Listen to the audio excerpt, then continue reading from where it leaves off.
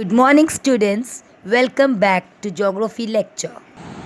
Dear children, today we will learn about the drainage system of India and Brazil. So let's see the river basins of Brazil. Students, Brazil drainage system can be divided into four parts. Number 1, Amazon basin. Second, Paraguay-Paraná system in the southwest. Third, São Francisco. And the fourth, small river which can run along the coastline. So the drainage pattern can be divided into these four segments. Now we shall see Amazon basin first. This is Amazon basin. It starts from Peru because the origin of Amazon basin is in Peru in the Andes mountain, but major part of the river is in Brazil. Amazon goes into the Atlantic Ocean in Brazil itself. So Amazon is a huge river. Actually, Amazon carries 2 lakh per cubic centimeter water in per second. Students, this is a huge discharge. That is why Amazon river is the largest river with huge water discharge in the world. Amazon system is characterized by flood, and you get by different flood in Amazon basin. The water carried by this river is so huge, it carries a lot of sediments. These sediments are not deposited into the channel. Because of that, huge amount of sediments is flushed out. Amazon river never forms any delta. It actually reaches to a sea in a single mouth. If you look at the width of the Amazon mouth is around 150 kilometers. Imagine if you are sitting at the one bank of Amazon. At your own place, the opposite bank is 150 km away, so it is a huge river. Students, second drainage system of Brazil is Paraguay-Paraná river system. This basin is actually comprises a very small area. This Paraguay-Paraná river system controls this basin. This has got slope at southern direction. They go beyond Brazil and merge into the Plata river in Argentina. Now let's see the third major river in Brazil is São Francisco. Students, this is the only river which has all catchment of this country. So São Francisco has origin in Brazilian islands and merge into the Atlantic Ocean to the east of Amazon mouth. It is a major river in Brazil. There are numerous small and very swift rivers around the coastline. This river have the origin in Great Escarpment. These rivers are very important for the irrigation in the city.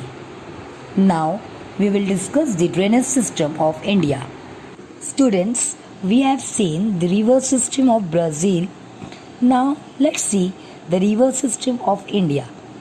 In India, rivers are largely classified according to their source region into Himalayan rivers and peninsular rivers. Students, let's see first Himalayan rivers.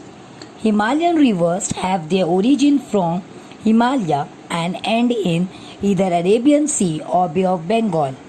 The Bay of Bengal group of rivers are part of Gangetic Basin. So all these are the tributaries of river Ganga. The rivers flow towards Arabian Sea are part of Indus system. The origin of river Sangpo, river Brahmaputra and river Indus is very near to Mansarovar region. River Ganga, Yamuna, Gagar, Kosi, Tista are having their origin from Himalaya. These are the major tributaries of river Ganga. Students, river Sangpo actually flows from east, crosses Arunachal Pradesh and comes to India.